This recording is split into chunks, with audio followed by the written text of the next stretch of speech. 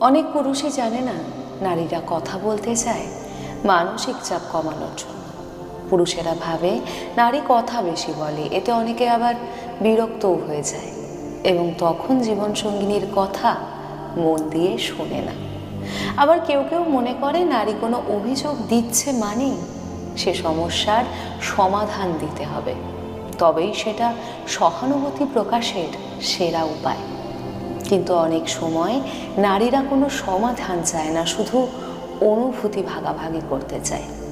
বরং সমাধান দিতে গেলে হিতে বিপরীত হয়ে যায়। এইভাবেই ভুল বোঝাবুঝি থেকে শুরু হয় সম্পর্কের টানাপোড়েন। পুরুষ ভাবে নারী অযথাই অভিযোগ করছে, আর নারী ভাবে পুরুষ তার অনুভূতিকে গুরুত্ব দিচ্ছে না। সব কথা শুধু সমাধানের জন্য নয়, অনুভূতি বোঝার জন্যও শোনা দরকার।